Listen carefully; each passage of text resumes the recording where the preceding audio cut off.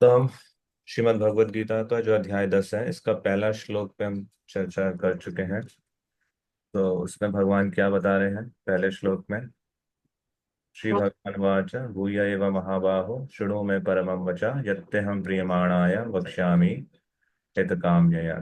और इसमें हमने चर्चा किया सबसे पहले कि कैसे पिछले अध्याय में भगवान कृष्ण ने इस श्लोक पे कंक्लूड किया, मन मना भव मद भक्तो मद्याजी मां नमस्करो, किस प्रकार से अपने मन को मेरे में निवेश करो।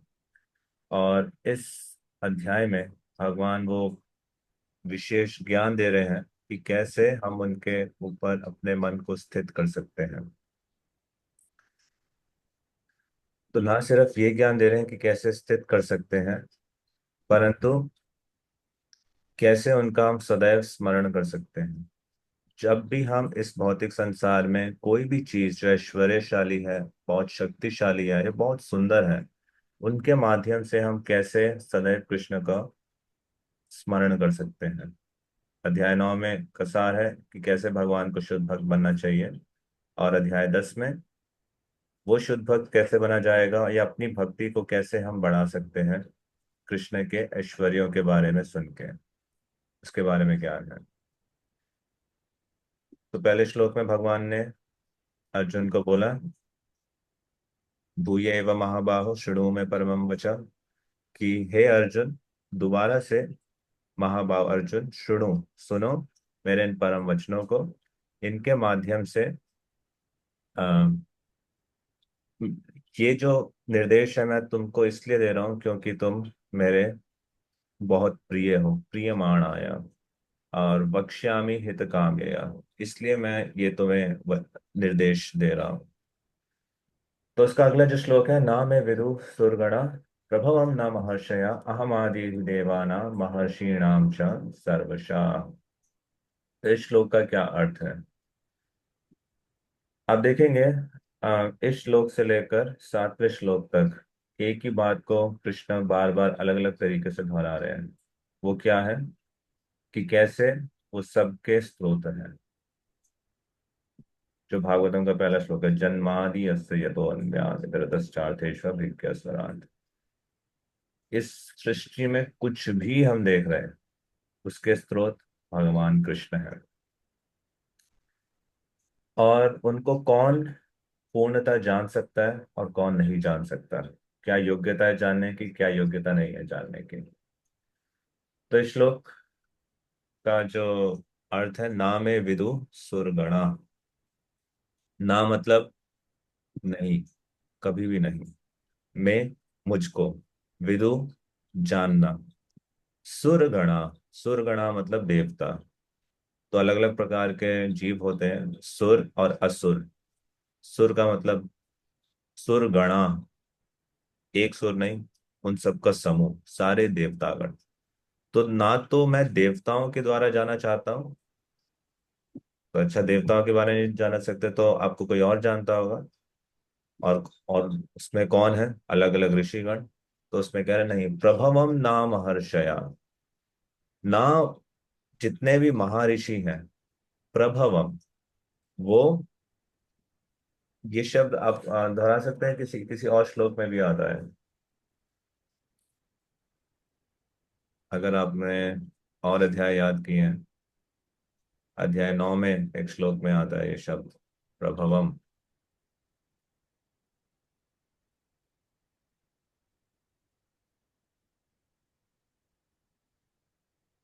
प्रभु जी, इदम तु ते गुह्यतमं प्रभ और प्रवक्ष्यामि, नहीं। और जैसे यहाँ पे बोला है वक्ष्यामि, पहले श्लोक में आया है। ओके, आप रिवाइज कीजिएगा। चैप्टर 9 एक वर्स में आता है। तो प्रभवम का मतलब स्रोत, हाँ, या ऐश्वर्य है। तो ना तो मुझे सूरगण जानते हैं, ना जितने बड़े बड़े महर्षि गण हैं वो भी मेरे उद्गम को नहीं जानते या मुझे नहीं जानते। अहम आदिर ही देवानाम। अहम मतलब मैं, आदि मतलब जिसके वो स्रोत है, ही यानी निश्चित रूप से, अहम आदिर ही देवानाम। मैं उद्गम हूं किसका? सारे देवताओं का। महर्षिणाम च सर्वशः, और इस सारे सारे महर्षियों का। तुम देवतागण क्यों नहीं जानते? क्योंकि मुझसे तो आए हैं, मैं उद्गम हूं। महर्षि नहीं जानते, वो मेरे बाद आए हैं, मुझसे ही उत्पन्न हुए हैं। तो मैं उनको जानता हूं, परंतु देवतागण और महर्षिगण मुझे नहीं जानते। इससे मिलता जुलता अर्थ 7वें अध्याय के एक श्लोक में भी आता है, और 9वें अध्याय के श्लोक में भी आता है। हाँ जी। अहं कृष्णस्य वेदाहं जगतः संस्कृतम्। प्रपन्ना फल संशया एक न तो संशय महाभाव। नहीं नहीं, ये नहीं है। वेदाहं समतीतानि वर्तमानानि च हाँ, सर्वशः। वेदा हम समिति दानी। पूरा श्लोक बोलिए।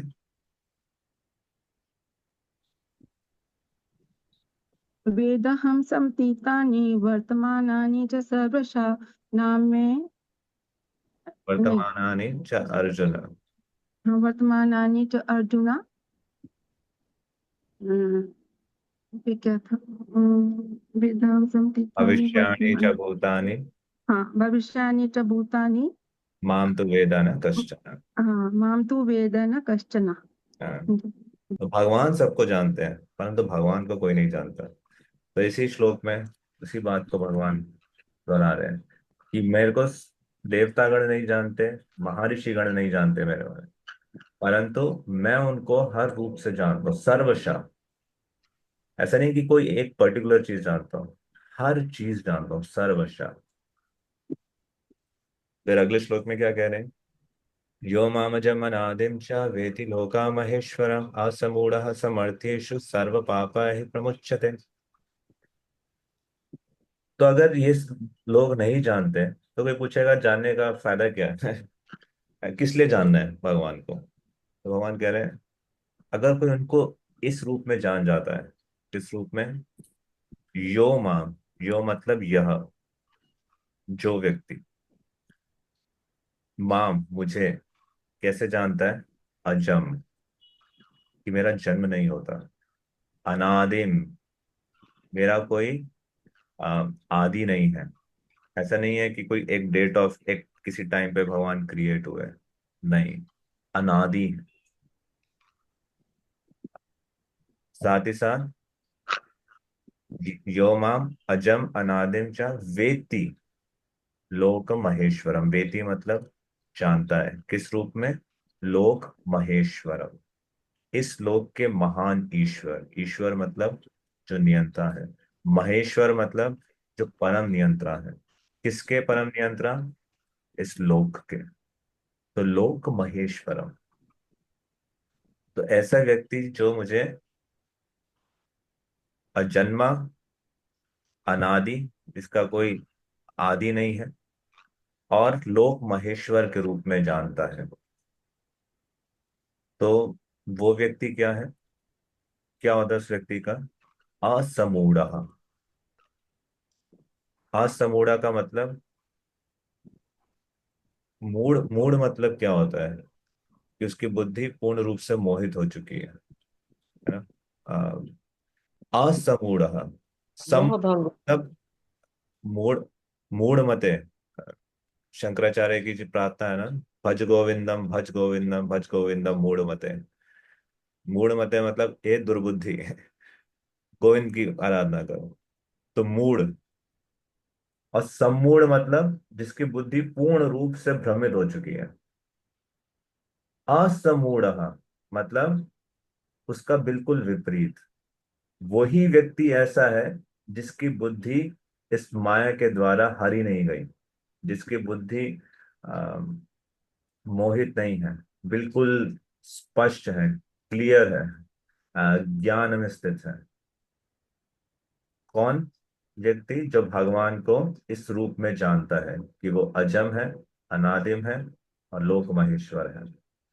असमूढ़ समर्थ्येषु, यो मतलब वह व्यक्ति, यह यानी वह, सा मतलब वह।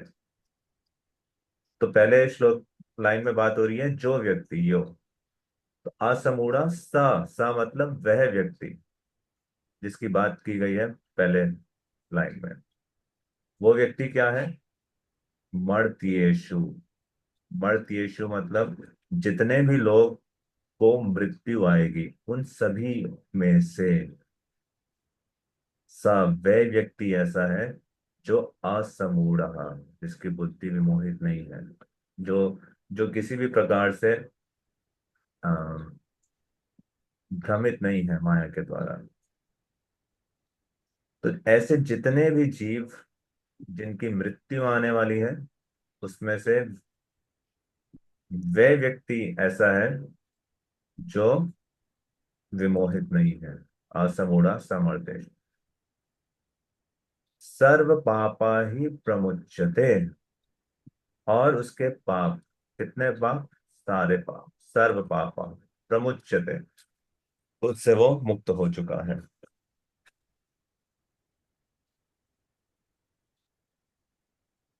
फिर अगले श्लोक में क्या बता रहे हैं? बुद्धिर्ज्ञानम सम्मोह क्षमा सत्यम दमः शमः सुखम दुखम भवो भावो भयम च भयमेव च।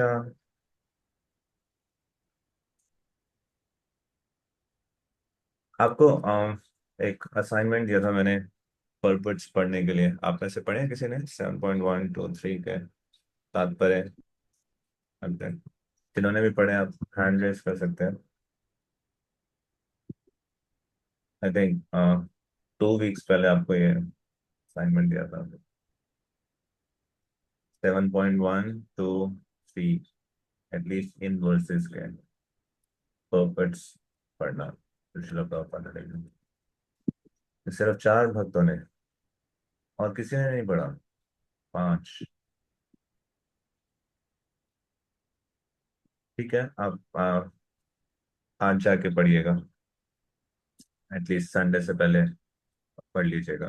एटलीस्ट 7.1 से लेकर 7.7 तक जितने वर्सेस हम प्रैक्टिस कर रहे हैं, इनके शब्दार्थ अनुवाद तात्पर्य। मैं उम्मीद कर रहा हूँ आप सबके पास भगवत गीता तो होगी। आपके पास है, सबके पास भगवत गीता करना? गीता हरे दूसरी कृष्णा वाली, प्रभु जी। हाँ जी, हाँ जी। प्रभुपाद वाली प्रभु जी, नहीं है आप माता जी। 7.7 हाँ चैप्टर के कह रहे हैं या 10th चैप्टर के? 10th chapter, sorry, ten point हाँ वन जी, हाँ जी।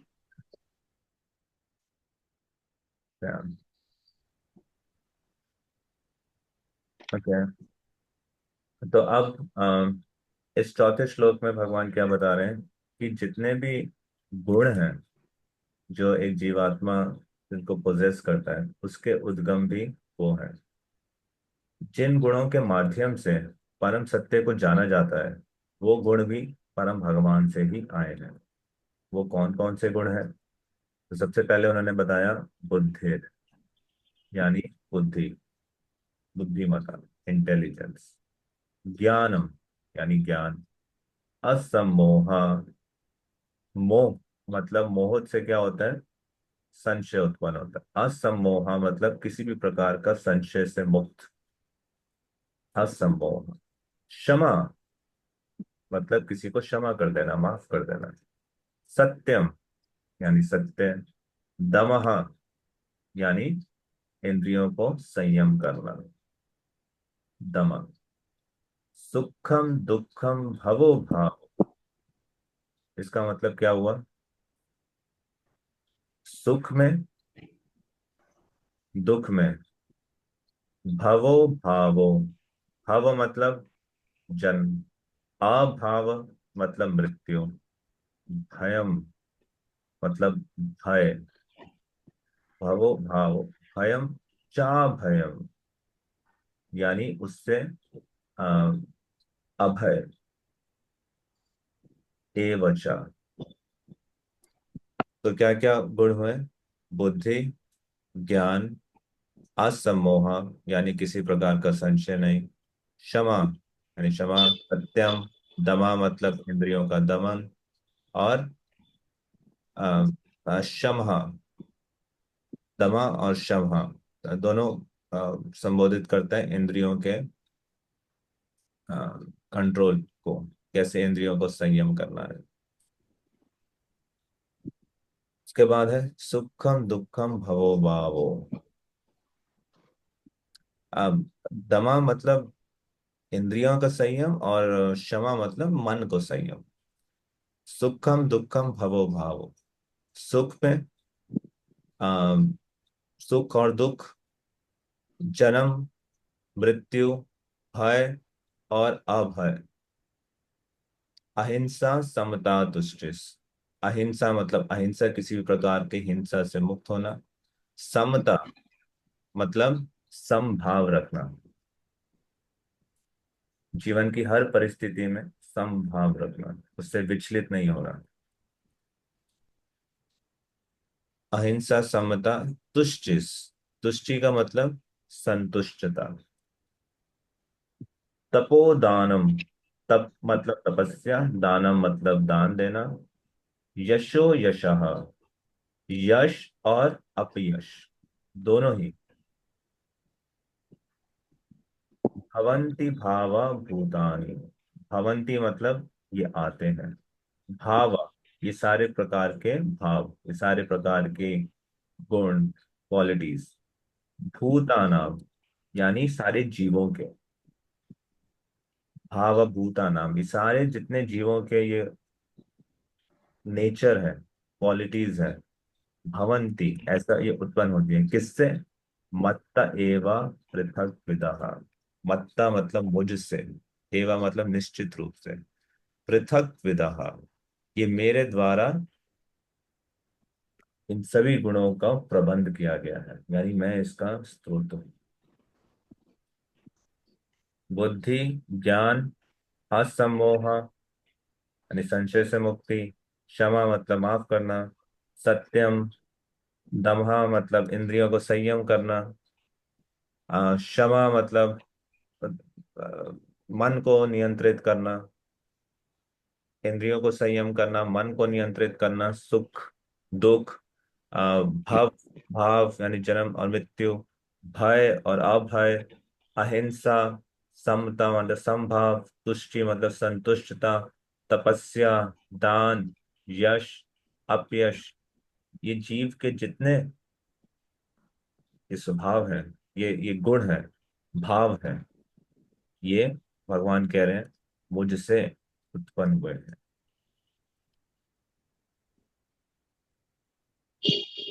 तो चाहे वो कोई बहुत अच्छे गुण हैं या कोई बहुत बुरे गुण हैं, वो सब भगवान के द्वारा ही उत्पन्न किए गए हैं। और भगवान इन गुणों को कहाँ पे मैनिफेस्ट करते हैं? सर्वभूतानाम यानी पूरी सृष्टि में, सिर्फ मनुष्य समाज में नहीं, ऊपर के लोकों में भी, नीचे के लोकों में भी, पूरी सृष्टि में। आ, और किसके लिए ये सारे गुण उत्पन्न किए गए हैं?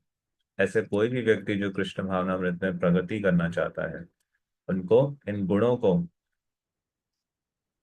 विकसित करने का प्रयास करना चाहिए। और इसके आप अगर आप तात्पर्य पढ़ेंगे, एक एक गुण का क्या अर्थ है, उसको शिला प्रभुपाद जी ने विस्तार से बताया है। जैसे बुद्धि किसको कहते हैं? बुद्धि किसी भी चीज को सही मायने में देखना, सही मायने में उसका विश्लेषण करना, ये बुद्धि होती है। ज्ञान किसको कहते हैं? ज्ञान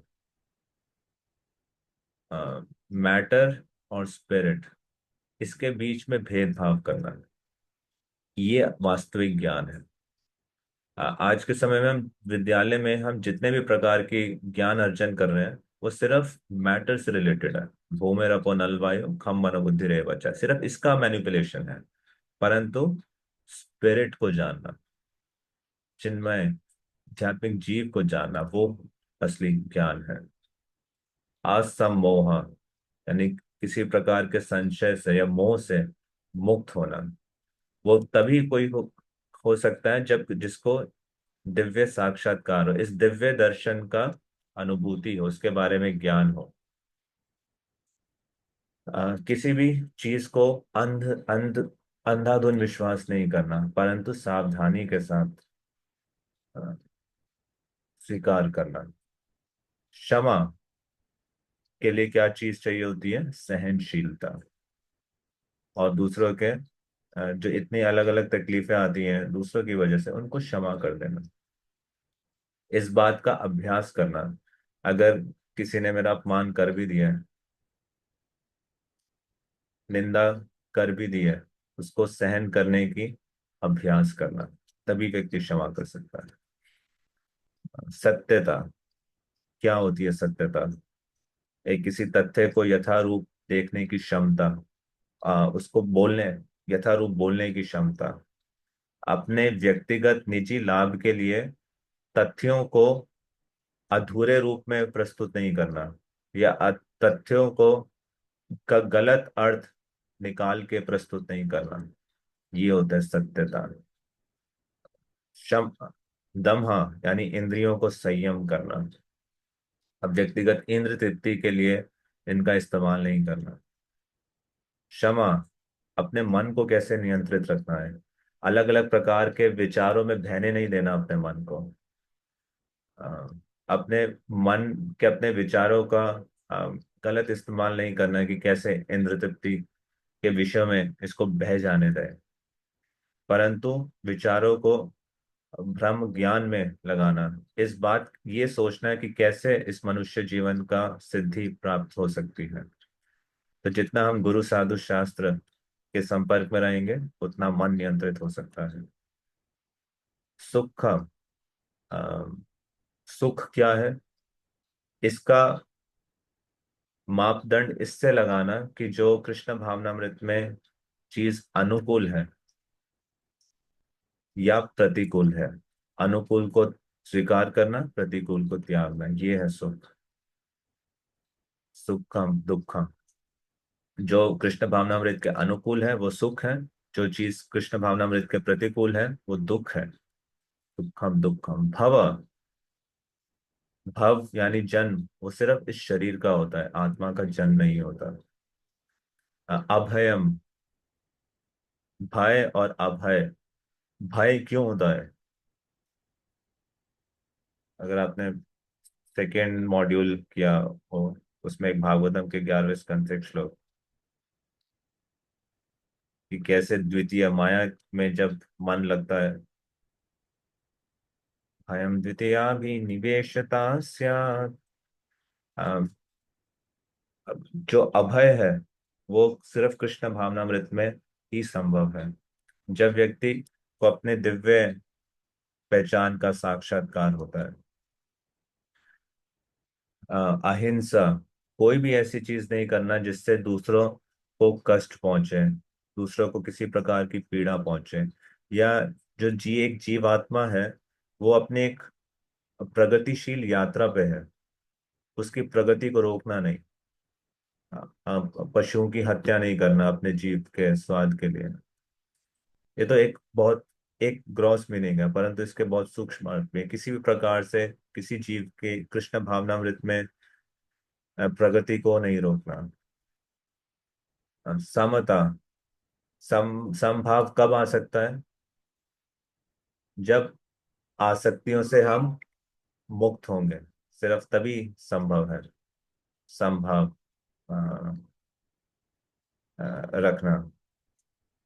किसी चीज से हमें राग है, किसी चीज से द्वेष है, किसी चीज को हम बहुत चाहते हैं और किसी चीज से घृणा करते हैं, जब इन दोनों भावों से मुक्त होंगे तब हम समभाव रख सकते हैं। संतुष्टता वो कब हो सकती है? हम अत्यधिक प्रयास ना करें ज्यादा से ज्यादा चीजों को अर्जन करने का।